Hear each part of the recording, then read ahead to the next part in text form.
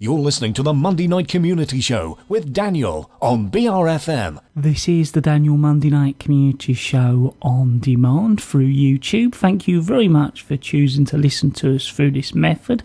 If you'd like to keep up to date with when I add new interviews, then subscribe to this channel.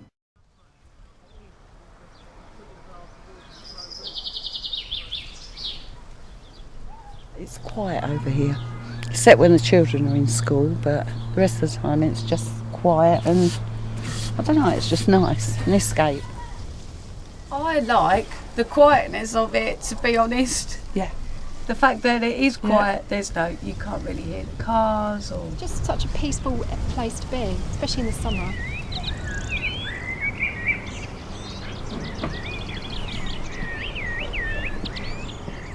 Well, we hear a lot of birds, especially in the spring. Little birds like blackbirds and robins, and we have pigeons. We sometimes hear the ducks flying over and the geese flying over.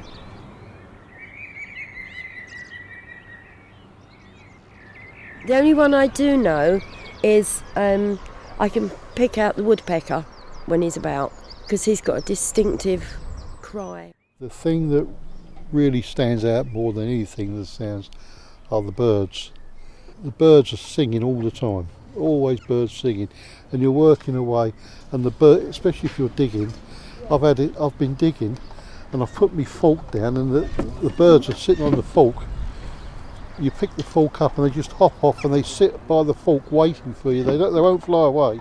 They'll wait for you to dig a worm up for them.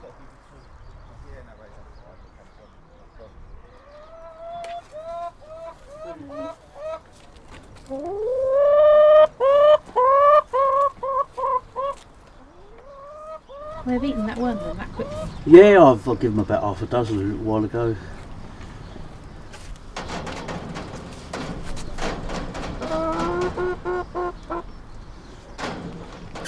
Come on in, girls.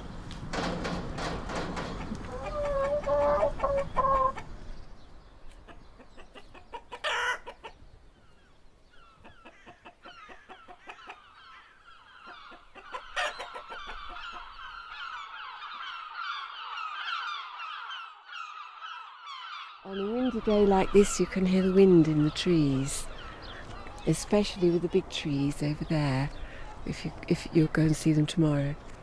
Oh, we heard a dog, didn't we? And if there are cows in the field on the other side of the canal, we hear the cows. And sometimes we have an aeroplane that flies over. If it's going to be stormy, we hear the gulls.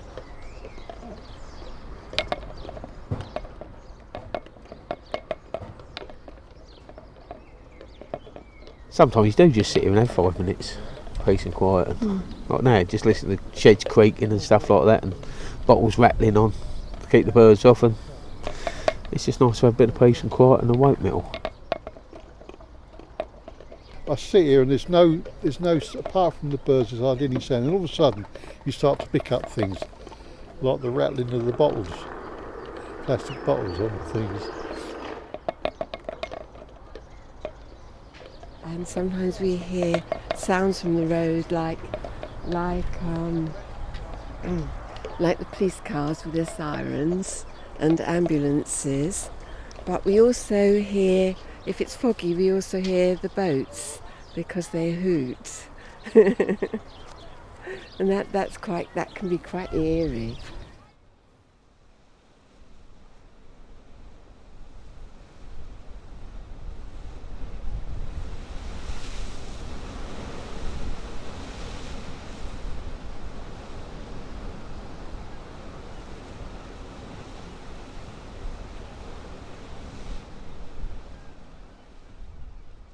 But the sound I really want to get, and I don't think we'll get it because it's the wrong time of year, is the frogs. And you were the first person that mentioned that to me. Yes. I want to hear the frogs. I've got a couple of frogs in my greenhouse, but they haven't made any noise at all.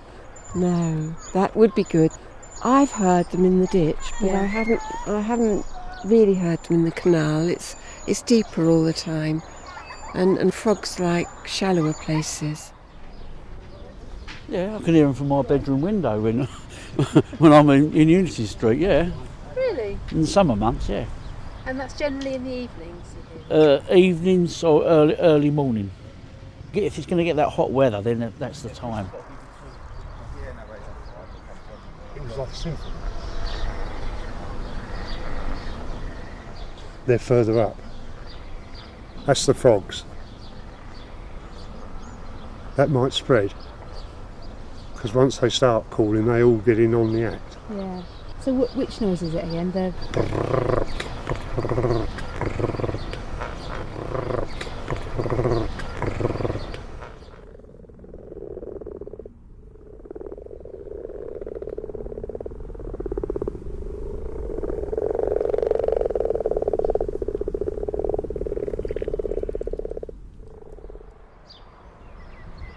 The other things, of course, you do hear on the allotment is the mowers going, and the other things that people use on the allotment for breaking up the soil. You get noise from the neighbours where they're hoeing and things like that. You can hear him dragging his hoe across the floor.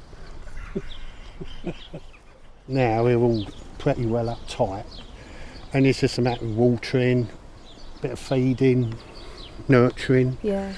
Then about 11 o'clock I come home and talk to them and sing with them, like, you know, and that brings them up. Really? Really, it does work, yeah, doesn't it? You're the same, aren't you? Oh yes, I talk to them. What kind of things do you say to them? Now, come on, my little beauties. No, I don't consciously talk to them as a rule. Yeah, I ain't saying, you know, they've done studies that show that, you know, sound and music and voices and that are supposed to encourage them, but, you know, I'm lucky enough with the neighbours I got here, they probably just listen to us waffling on about nothing else, so I don't think you have to over here. Right. Yeah, no, I don't. If I started talking to me plants, I think my neighbour Alf here would have something to say to me.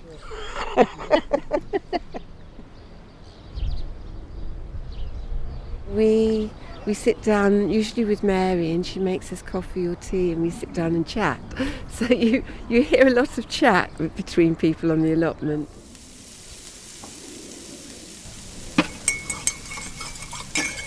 Can we record your sausages sizzling? Yeah. Put other coffee on. I record my sausages. Turn the fire on. Alfredo, you want a coffee? Put it on the shed. Okay. Well, that's the thing, see, he cooks. He'll come down, and he'll come down in the morning, he'll do himself a breakfast. He'll call in, or one of the other lads will call in and get some bacon and eggs, anything he can find. And they'll have a cook up, and that'll be their breakfast, and bread and everything. So we got sausage going on. I don't know the brand because it's on a fire now. It's a good one, that's a good one. 3 happy eggs. We got happy eggs today. What is it? It's a happy egg somewhere. He's such a, what should we say, a character that he draws people to him as well. Yeah.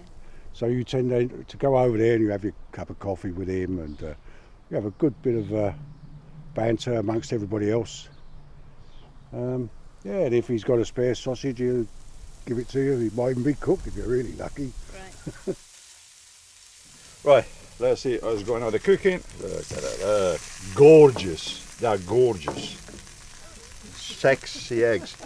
How's your sausage? It's nearly ready. Here, Alfie, our birthdays are next week. Come on, Alfie, have a sausage. Come here.